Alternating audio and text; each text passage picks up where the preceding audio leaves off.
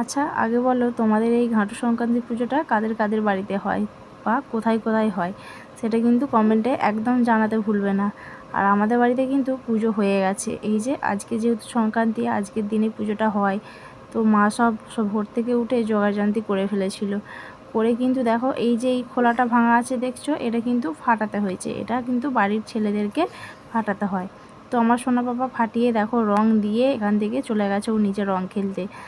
আর এইদিকে আমি এই সবে উঠলাম, কারণ কালকে মেলায় গিয়েছিলাম, প্রচুর গায়ে হাতে যন্ত্রণা করছিল, ব্যথা হচ্ছিল, ওই জন্য আর কি সকাল করে একদম উঠতে পারিনি। আর এই যে এইদিকে দেখো ও কিন্তু উঠে পড়েছে। তো আজকে সকাল সকাল উঠে পড়েছে, কারণ আমার রিকিবাবু রং খেলবে, ওই জন্য আর কি মা ওকে সকাল করে তুলে দিয়েছিল। তো যাই হোক, আজকে যেহেতু দোল পূর্ণিমা, তো সবাইকে জানায় অনেক অনেক দিনটা ভালো কাটুক সবার।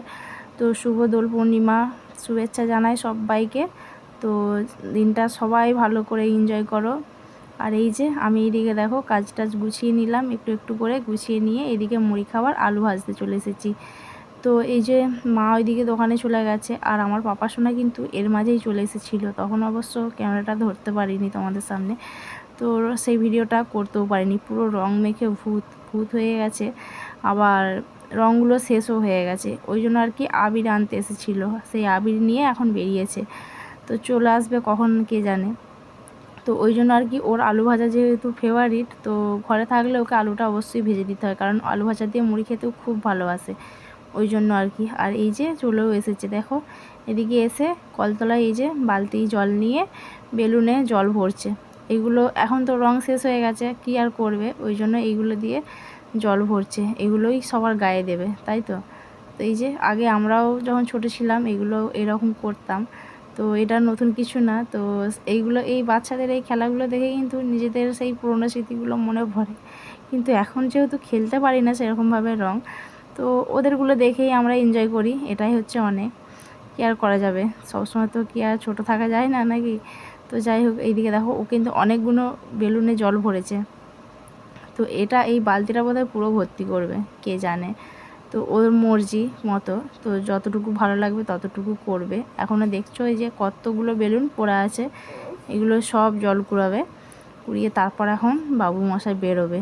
তো আজকের দিনটা সব বাচ্চাদের সবারই ছাড়, কারণ যেহেতু দোল উৎসব, বছরে একটা দিন আনন্দ ফুর্তি তো করতেই হবে ওদেরকে। তো যাই হোক, এদিকে দেখো আলু ভাজা কিন্তু আমার হচ্ছে এখনও, কিন্তু হয়নি কাজটা কমপ্লিট। আর কাজটা কমপ্লিট করে নিয়ে তারপর দেখা যাক। আর ওদিকে দেখো ও কিন্তু একবার করে শুচ্ছে, একবার করে উঠে বসছে, কারণ এছাড়া তো আর কিছু উপায় নেই না। তো এরকমভাবেই হাসি খুশি করে থাকছি, দেখি কতদূর কী হয়, দিনটা কীরকমভাবে কী কাটে।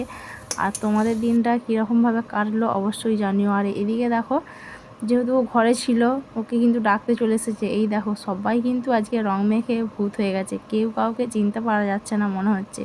আর আজকে আমি যেহেতু সকাল থেকে রাস্তা দিয়ে বেরোইনি, তো আমারও রং মাখা হয়নি, তো আমার লুকটা আর তোমাদেরকে দেখালাম না, কারণ যেহেতু রং মাখিনি। তো আজকে রং না মাখলে কি হয় বলো, তো আমি তো মাখিনি, আর কি দেখাবো তোমাদেরকে। আর এই যে আমার রিকি বাবা কিন্তু দেখো আবার বেরিয়ে পড়ছে। তো যাই হোক, আজকের মতো এই পর্যন্ত, দেখা হচ্ছে পরের ব্লগে, টাটা।